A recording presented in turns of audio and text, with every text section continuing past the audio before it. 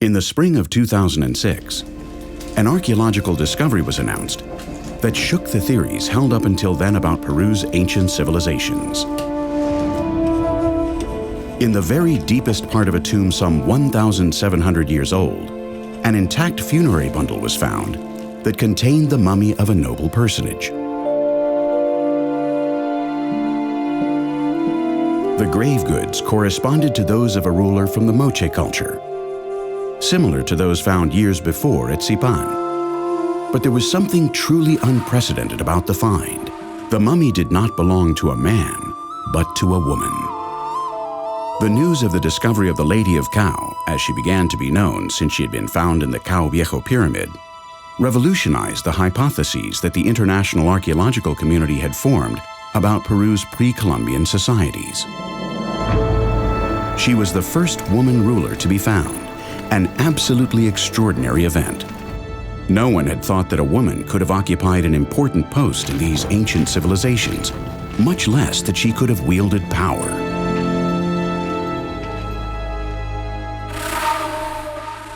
The discovery of the Señora de Cao, the Lady of Cao, has been extremely important to Peruvians in tracing their national heritage into the deep past.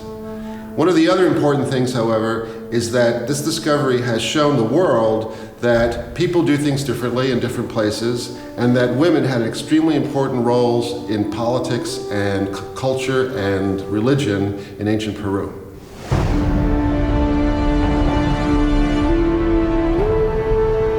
This is the story of a people who inhabited Peru's north coast 2,000 years ago, and of their enigmatic queen, the Lady of Cao. Of a civilization that reached a level of technological development that is an enormous surprise to us today. Of a powerful people that feared only their gods, to whom they attributed the appearance of the El Niño phenomenon, and to whom they offered human sacrifices to appease their anger.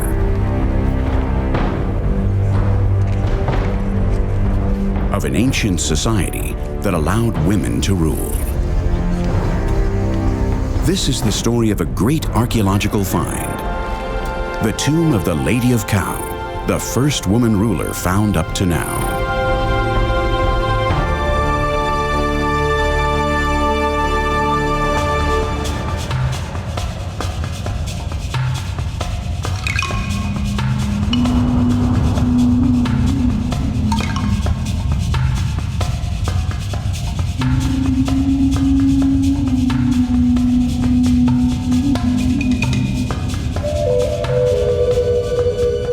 The coast of Peru, between the Andes Mountains and the Pacific Ocean, is a strip of desert 2,500 kilometers long by some 200 kilometers wide. It's the continuation of the Atacama Desert in Chile, considered the most arid on the planet.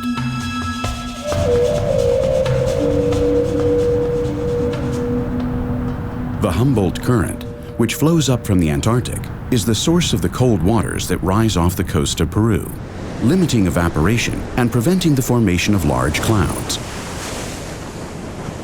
This cold current is very rich in plankton, making these waters one of the world's most important fishing grounds.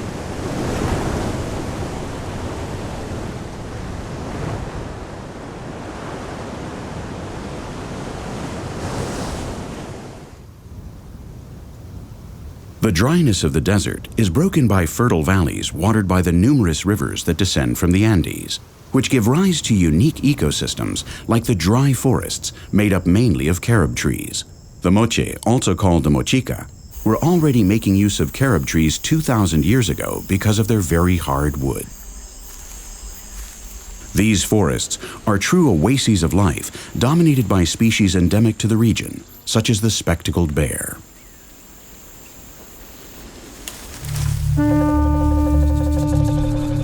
The north coast of Peru was the cradle of cultures thousands of years old. Abundant archaeological remains can be found of these ancient Peruvian civilizations, such as that of the Moche, which dominated these lands from the 1st to the 7th centuries AD.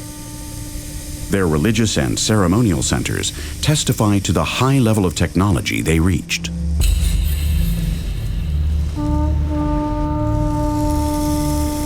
They look like ridges or hills, but in reality they are pyramids built with millions of adobe bricks. Over time, they have acquired this appearance due to the visits of the El Niño phenomenon. The torrential rains have eroded their exterior surfaces, but inside we can see the bricks with which these colossal constructions were built.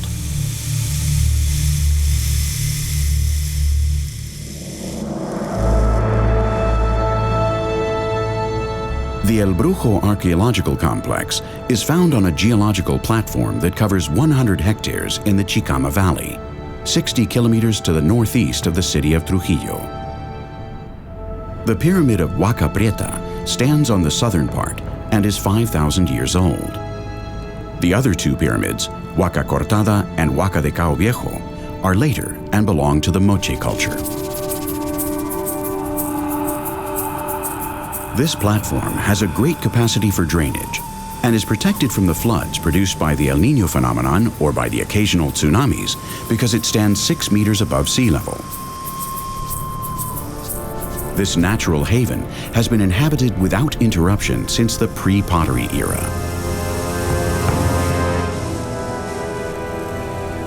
Huaca Cortada has not yet been excavated officially, although the damage produced by the attempts to loot it over the last 100 years are evident. This cut gave it its name. Some of the discoveries made at the Huaca de Cao Viejo are so surprising that they have made this unique pyramid indispensable to the study of the Moche culture.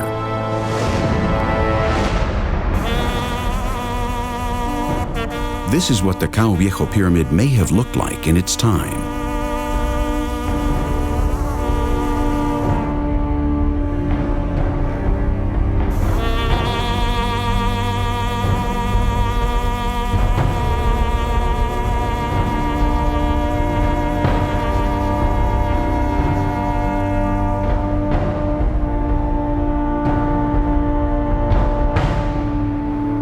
During a routine inspection halfway up the pyramid, the archaeologist Regulo Franco observed some painted adobe bricks.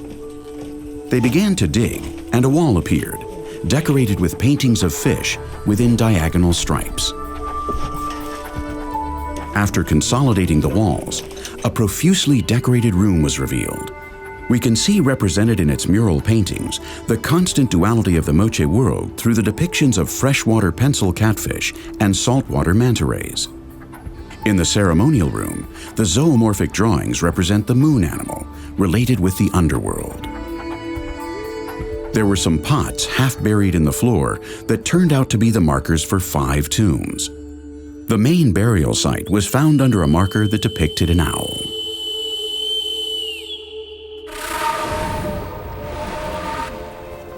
A short time later, Regulo Franco reached the bottom of the pit and brought up an intact funerary bundle that weighed a little over 100 kilos. The quality of these images is poor. They were taken with a home video camera, but they are the only filmed document that preserves this discovery and the later unwrapping of the bundle in the laboratory. Under the protection of a shaman, as the region's traditions require, the bundle was taken from the dig to the laboratory. At the time, no one could have imagined that they had just made one of the most important discoveries in the history of Peruvian archaeology, the body of the Lady of Cao.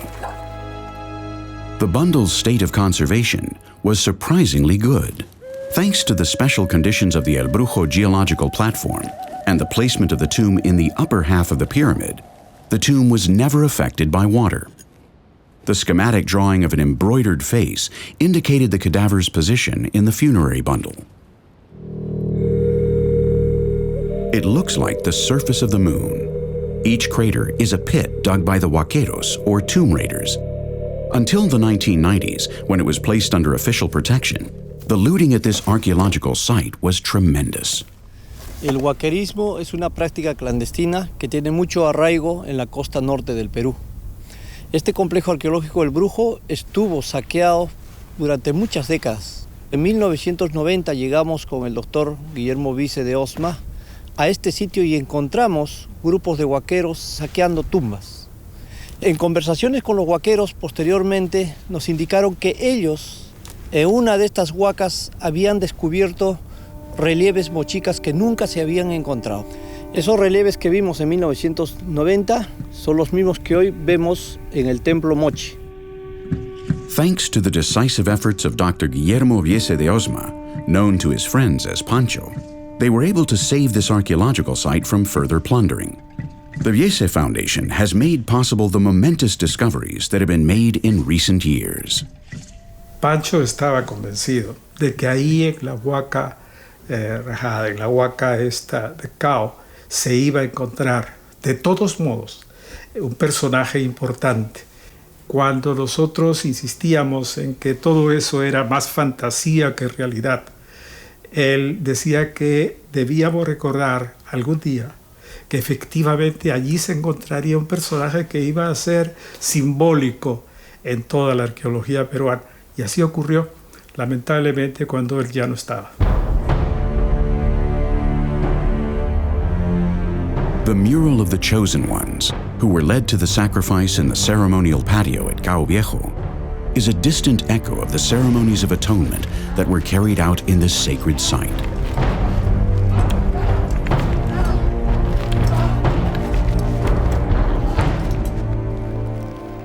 In the laboratory at the dig, the conservators continued to work on the funerary bundle that had been recovered from a Moche tomb more than 1,700 years old.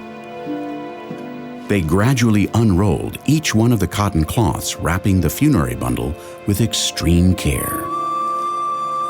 They couldn't imagine that they were drawing closer and closer to a historic moment in Peruvian archaeology. But the first X-ray images revealed something that, until then, was inconceivable.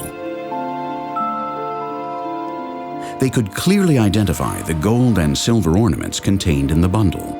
There was no doubt that it held a Mochica ruler, but the scientist John Verano, a doctor in physical anthropology from the University of Tulane, disclosed to them the bundle's most astounding secret, that it held the mummy of a woman. And so the Lady of Cao began to tell the story of her people 1,700 years after her death.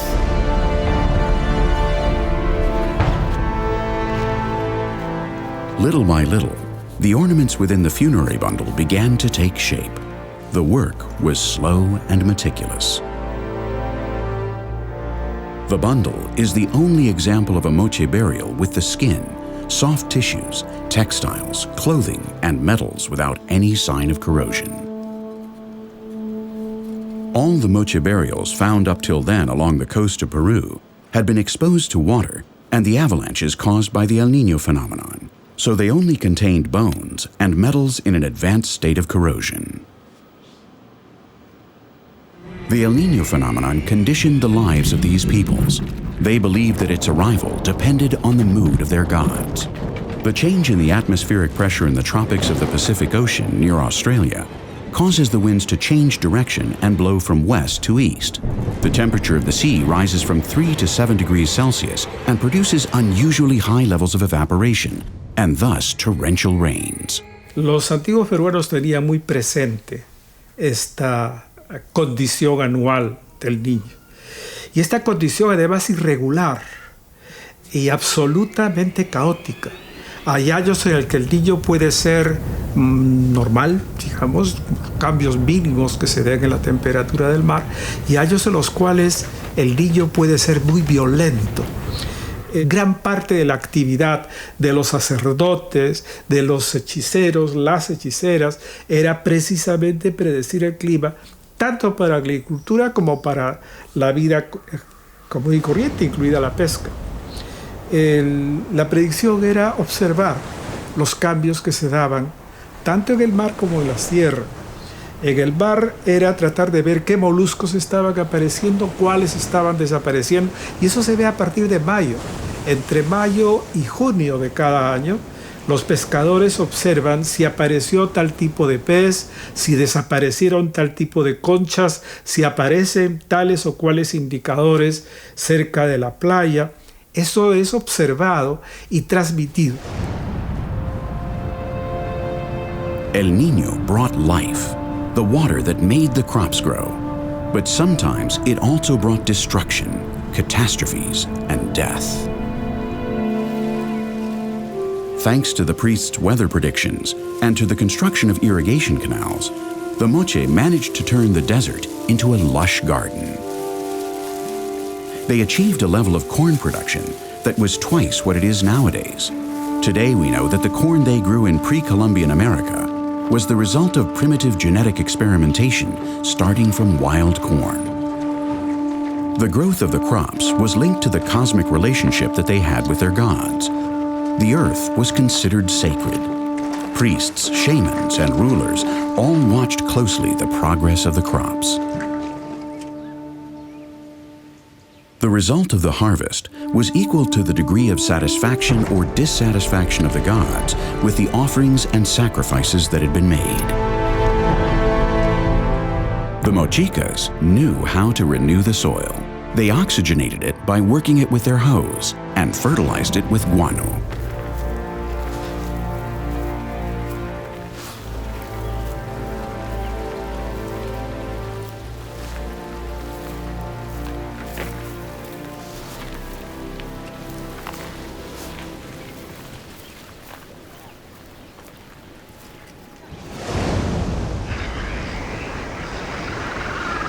This guano, which was the massive accumulation of the droppings of seabirds, wasn't easy to get. Because of its high concentration of nitrogen and phosphorus, guano is a magnificent fertilizer.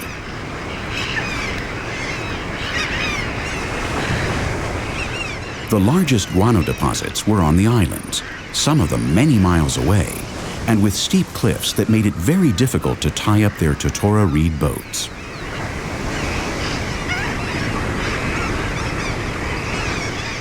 Very few are left along the coast today, but in the days of the Moche, there were numerous guano deposits on the seaside promontories and stacks. They weren't easy to access either. In addition, the El Niño phenomenon washed the rocks and the guano would disappear for years. Two ceremonial wells have been discovered at the El Brujo archaeological complex. They were dug in a spiral. They may have been used to measure the phreatic water level and be able to predict the arrivals of El Niño.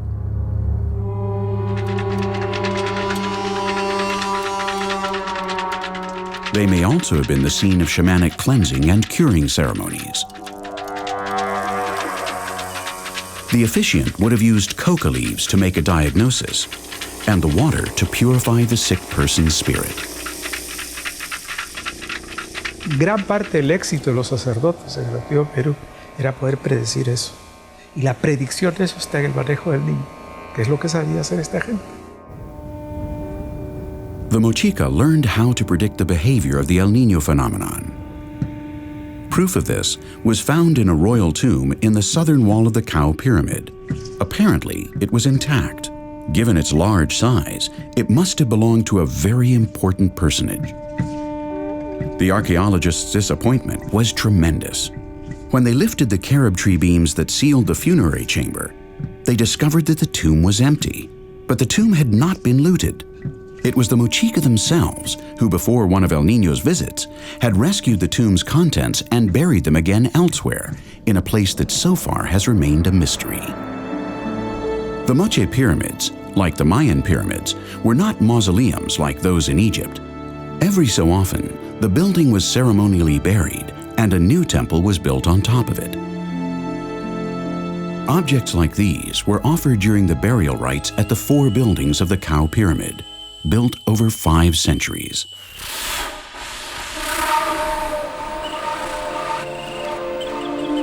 In the laboratory at the El Brujo archaeological complex, the work to unwrap the bundle continues. Under the direction of the archaeologist Arabel Fernandez, a specialist in textiles, the technicians slowly but gradually removed the cloths of the funerary bundle. In all, some 250 linear meters of cloth, more than 158 square meters of cotton fabric. They are drawing close to the mummy itself, which lies on a cane bed. The first of the 23 layers they removed and recorded were cloths embroidered with drawings of pencil catfish and ocean waves.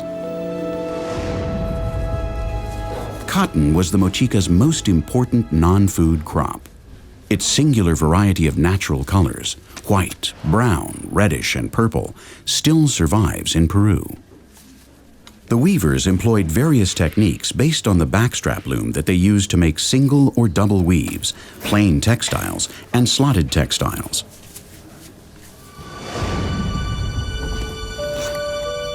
They finally remove the last layer of cotton fabric. A gold plate covers the mummy's face. Its grave goods of gold, silver, and turquoise jewelry evidence the levels of subtlety and refinement that the Moche culture reached in jewelry making and working precious metals. The mummy's hair is taken up in 2 braids that make her look gentle and feminine, in contrast with the harshness of the dislocated jawbone. En los últimos años, nuestro conocimiento de las poblaciones Moche ha ido aumentando. Y esta momia realmente ha sido una gran contribución, porque no existían momias Moche. Esta es la primera que conocemos con su contexto, con el drama del episodio de su muerte, detalles sobre su salud, sobre su crecimiento. Entonces, entre la combinación de datos biológicos y datos culturales, la importancia de este hallazgo es que nos abre una enorme ventana al mundo del pasado Moche.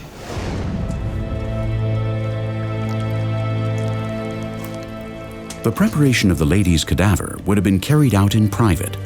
The Moche rulers were considered demigods. Nobody could look at them directly. They were half human, half divine. And for that reason, it's assumed that it was the priestesses who were responsible for preparing her for her journey to eternity. En el caso de esta momia, todo indica que estamos tratando con una momia natural. No hay evidencia de un proceso de embalsamamiento, o sea que se han retirado los órganos para garantizar la conservación. Tampoco hay un tratamiento que haya protegido la piel, que la haya convertido en cuero, que es lo que habría permitido una mejor conservación. Hay una conservación natural, no necesariamente espontánea, porque puede ser que hayan usado algunos materiales, hierbas, que hayan ayudado a impedir la actividad de los insectos, que es algo que se ha logrado. El uso del cinabrio es más una coloración que tiene una valoración para temas religiosos, temas del rito. No sabemos que haya tenido un uso en conservar el cuerpo. Cinnabar, or mercury sulfide, was used by the Mochica in rituals. They may have attributed certain magical qualities to it. Its intense red color was associated with blood, the liquid of life. The lady's body was anointed with seawater, and cinnabar was applied as a kind of makeup to preserve the cadaver from insects, given that the subsequent bundling process would last many days. The priestesses that prepared the body signed their death sentences. Cinnabar is a deadly toxin. The absorption of mercury through the skin and its inhalation cause irreversible damage. It may have been a sort of voluntary sacrifice in honor of their queen.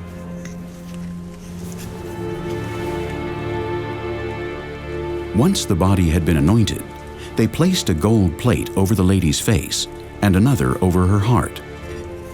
The tattooed lady hid her visage forever. The red cinnabar and the luminous gold would serve to identify her noble lineage in the afterlife. It's still not known with certainty if the companions buried in other tombs were sacrificed when the lady died. They may be secondary burials, that is, they may have been exhumed from their tombs and reburied beside the lady. Among the Moches, there was a practice, one which has barely been studied, of exhuming the bodies of their dead on certain occasions, such as when the El Niño phenomenon was going to hit. The 5 graves were dug at the same time. The The smallest one holds a sacrificed adolescent. In the 3 tombs found at the foot of the wall decorated with pencil catfish lie 2 personages who were strangled, a priest and a fisherman. The most important one is the central tomb, which contains a priest with a human offering, a teenager strangled just as the tomb was being sealed. The lady's grave goods include a leather vest decorated with feathers and sheets of golden metal around a face of gilded copper with eyes of encrusted seashell and mother of pearl.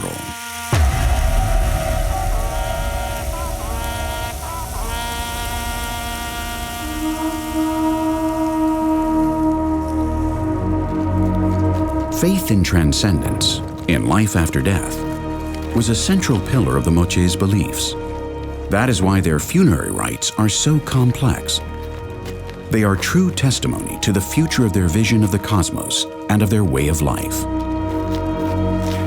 On their journey to the afterlife, they took everything they owned with them, sometimes even the closest members of their entourage, as in the case of the Lord of Sipan. Nobody inherited any material goods.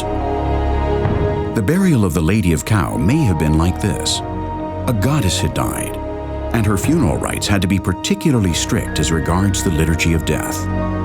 In this way, she was ensured that she would not find obstacles in her path on her way to the underworld.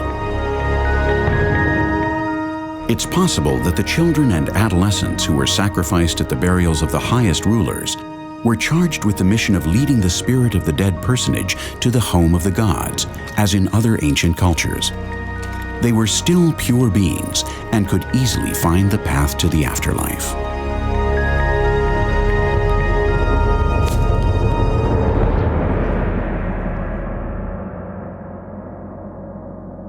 The bones of a teenage girl were found in the lady's tomb. The noose with which she was strangled was still around her neck. Among the offerings, a particular piece of pottery drew the archaeologist's attention. Esta pieza de cerámica Moche I de Caolín fue descubierto dentro de la tumba de la señora de Cao. Representa una actividad de curanderismo, donde observamos a una maestra curandera con un manto en forma de payar que está imponiendo su mano en el ombligo de una niña que se encuentra en brazos de su madre. Para nosotros, esta pieza representa la vida de la señora de Cao durante su infancia.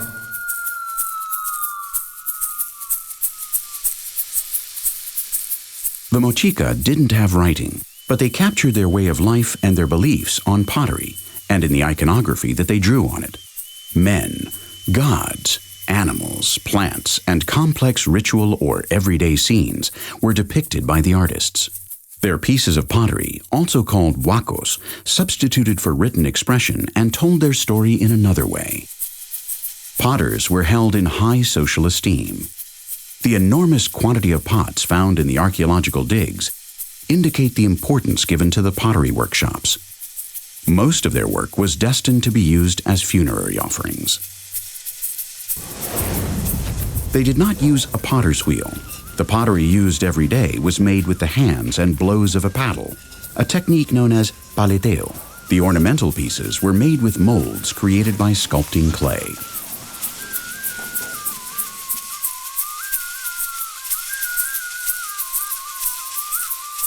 The so-called huacos retrato, or portrait pottery, are recognized as classical works according to the universal artistic canons of perfection and realism.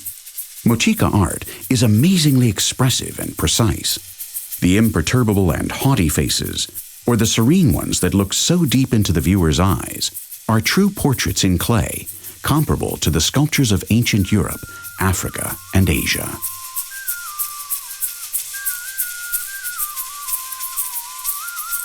The habits and customs of this 2,000-year-old civilization are amply portrayed in detail in their pottery. They reflect a very hierarchical society with a dominant class of priests, warriors, and nobles. Below them were the artisans. Further down figured the fishermen and farmers, and finally came the common people. The pottery also describes religious ceremonies, such as human sacrifices, and features very profuse depictions of ritual combat. On the murals of the central patio of the Huaca de la Luna, considered the Sixtine Chapel of Moche art, we see representations of these fights and of the subsequent sacred executions of the losers.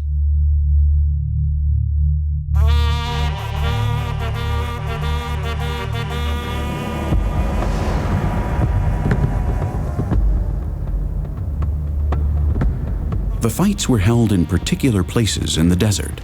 They weren't large-scale battles, but rather individual clashes. The ones who fought had been chosen to represent the various factions. Those who lost, but who hadn't been killed by the blows of their lethal battle clubs, were stripped bare and led to the temple. The winners hung the losers' weapons and clothing from their battle clubs.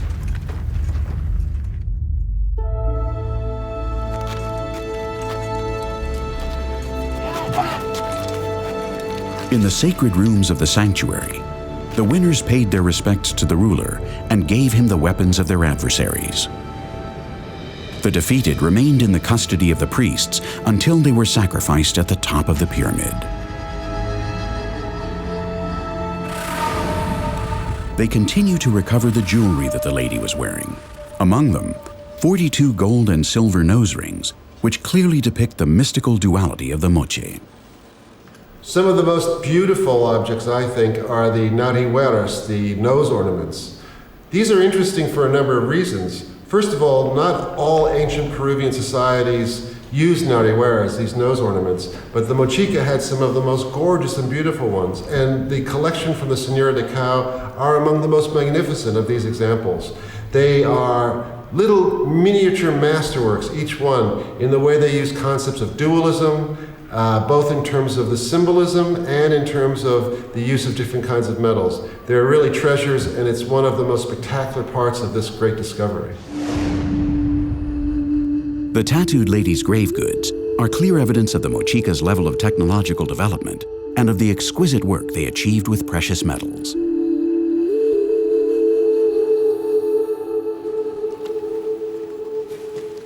The mummy was the object of a thorough forensic study, which threw light on valuable data about her life and death.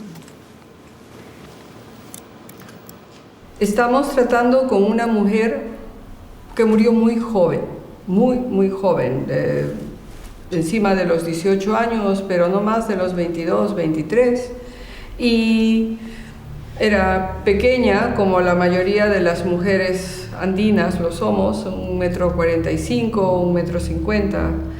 Pocas veces uno encuentra un cuerpo que también te da información sobre el drama alrededor de la muerte. En este caso, en las radiografías y en el análisis de los huesos, queda claro que la cintura pélvica se había anchado, ampliado, dentro de un proceso de alumbramiento, pero eso se complementa con la piel del vientre, que al secarse se ha reducido toda esa amplitud para dar crecimiento al feto. Y también si miramos los senos, estaban pues grandes, amplios, y todo esto en conjunto tiene que ver con una mujer joven que murió poco después de dar a luz. Apart from a ceremonial patio, all the Moche pyramids have sacred sections, chapels like the tomb of the Lady of Cao. There is always a small room in one corner. It's theorized that this is where the ruler dressed like a god before the rituals. These are the transmutation rooms. In the building constructed between 300 and 400 AD, the eastern wall is decorated with bas-reliefs of manta rays, which is evidence of how important the sea was to the Moche.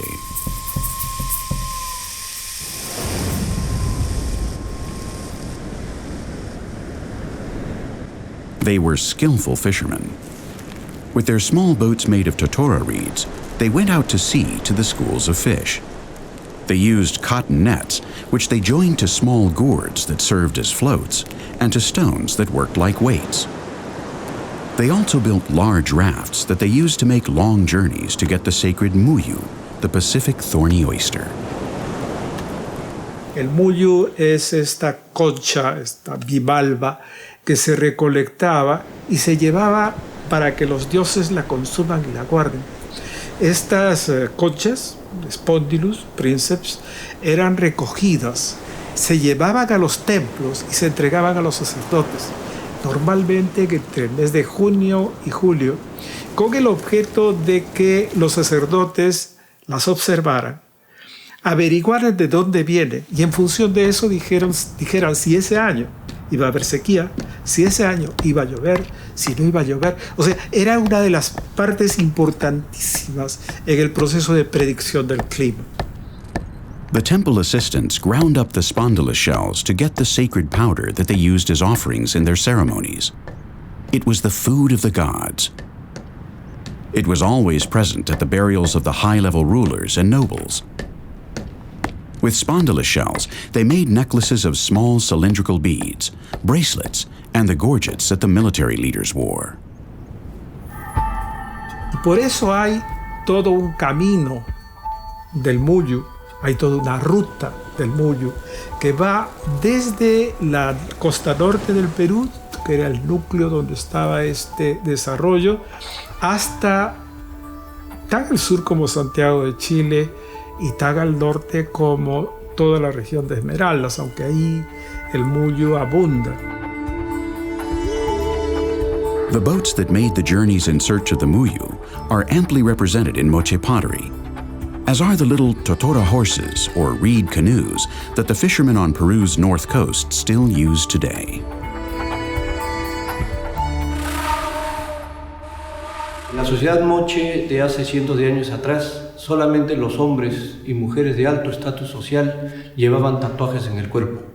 Y ella, como vemos, tiene tatuajes de serpientes, arañas, el animal lunar, figuras geométricas. Esto, sin lugar a dudas, significa que esta mujer, aparte de haber ostentado el poder político de esta sociedad, también tenía poderes sobrenaturales para curar. On this pot, which is on display at the José Casinelli Archaeological Museum in the city of Trujillo, we can see the tattoos on the arms of the shaman who is healing a sick man by laying his hands on him. They are identical to those of the Lady of Cao.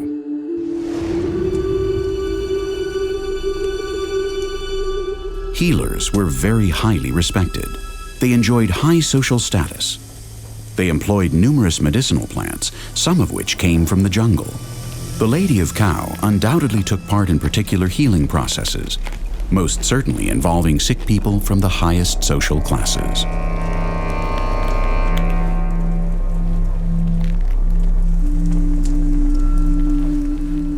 Her presence would have caused a combination of fear and respect, as she was considered a demigod.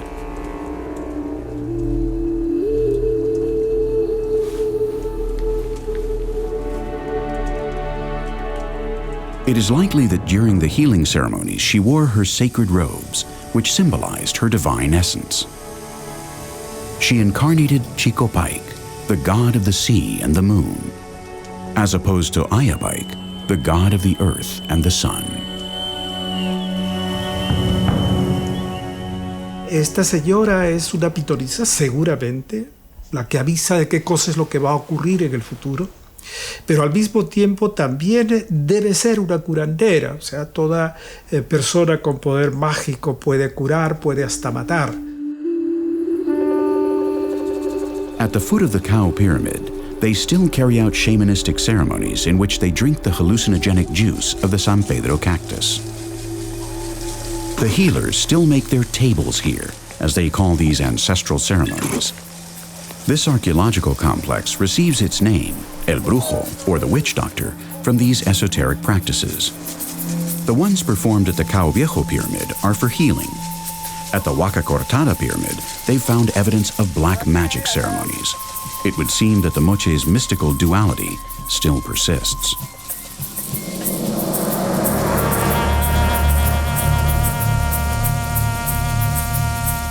"1,700 years ago, the Moches also consumed the San Pedro cactus in order to be able to perceive the underworld. Those who were going to be sacrificed made ready in underground rooms. The vulture women depicted in the iconography on Moche pottery were in charge of bringing serenity to the people who were going to die.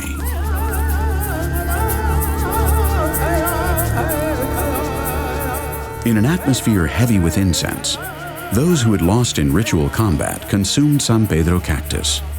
When the sun came up, they would climb to the top of the pyramid to offer their lives to the gods.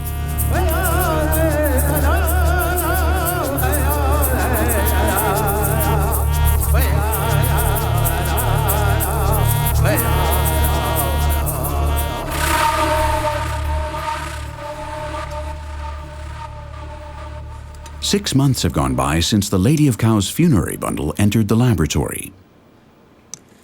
The work of unwrapping the bundle is coming to an end.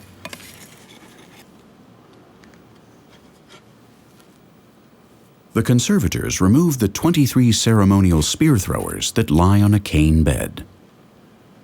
These spear throwers could launch their projectiles more than 70 meters. They were used to hunt and in combat.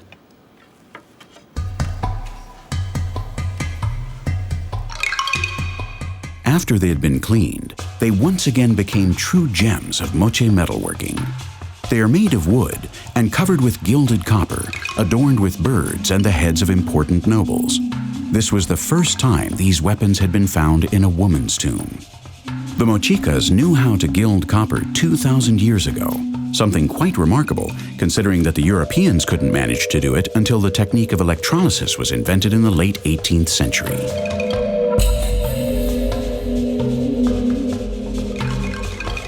They also restored the two ornamental battle clubs that flanked the bundle. They were undoubtedly a symbol of the power that the enigmatic tattooed lady enjoyed.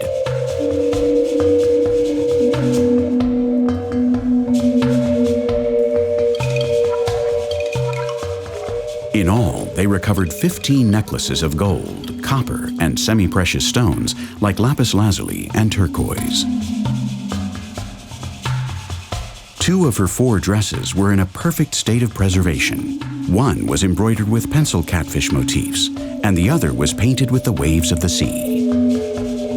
In layer 18 of the bundle, they found the weaving and sewing tools that the lady may have used while alive, 64 wooden spindles, 6 gold needles and 1 copper needle, and 13 balls of virgin cotton. En el caso de la señora de Cao hemos encontrado 4 coronas, 4 diademas que la acompañan. En los últimos estudios que estamos realizando hemos encontrado que una corona le pertenece a ella y las otras 3 no. Las otras coronas probablemente corresponden a otros gobernantes quienes donaron sus insignias de poder y fueron colocados dentro del fardo funerario. The Lady of Cao's grave goods are on display at the recently built on-site museum. These rooms gather together the finds made in the last few decades at the El Brujo archaeological complex. When we had finished filming the mummy, the museum management granted our film crew the honor of depositing her in her niche in the treasure chamber. For security reasons, visitors can contemplate her in a mirror.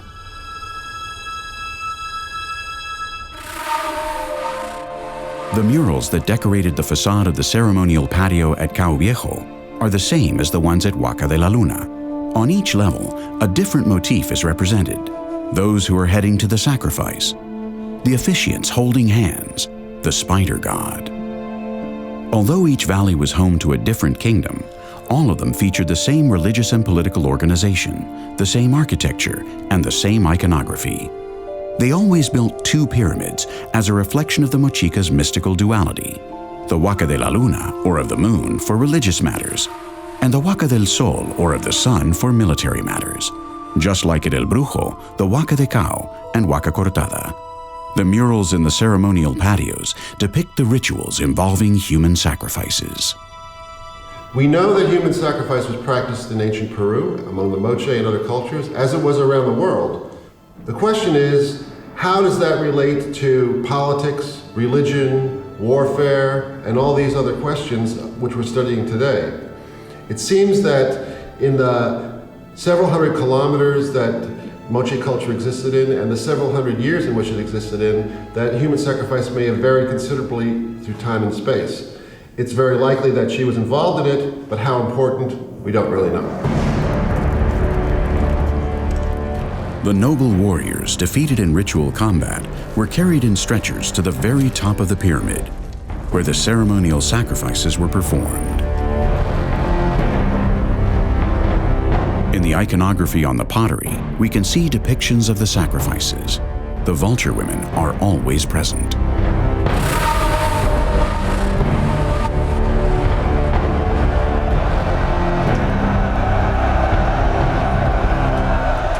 En Moche, la cantidad de sacrificios humanos que había, y hay evidencias concretas y directas en el caso del lugar donde fue encontrado la señora de Cao, indican actos bastante difíciles de entender en nuestro tiempo.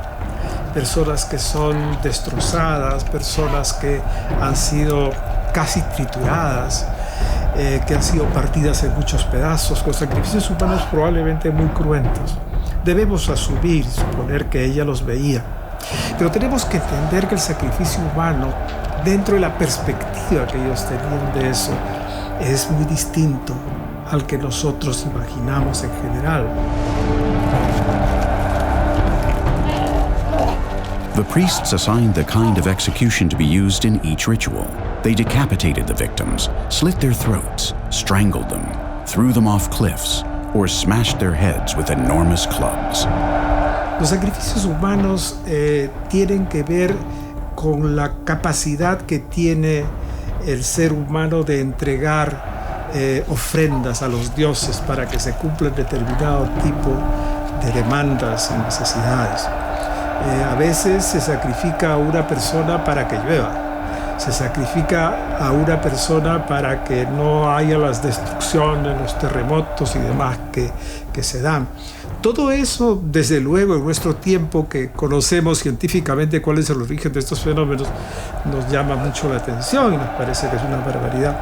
Pero no, cuando se piensa que son las divinidades las que están generando estas cosas que, entre otras, también originan la vida humana.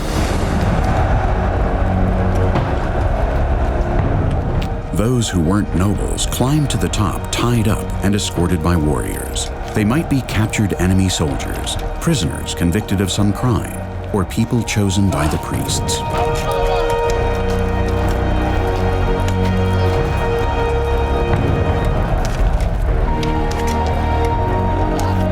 Apart from the ruler, only the priests and high-ranking soldiers could witness the executions. The esplanade on the upper level of the pyramid was a sacred place that was forbidden to the people. The chief vulture woman received the sacrificial victims at the gate to the temple where they would be killed. When times were particularly difficult for the community, there were voluntary sacrifices. Nobles would cut their carotid arteries and bleed to death.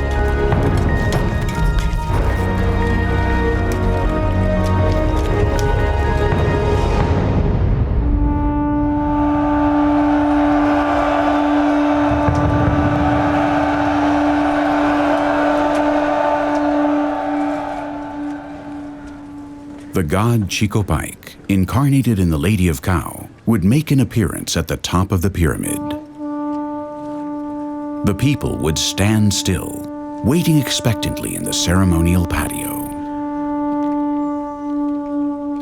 The grand priest approached the lady and gave her the ritual cup holding the blood of the sacrificed.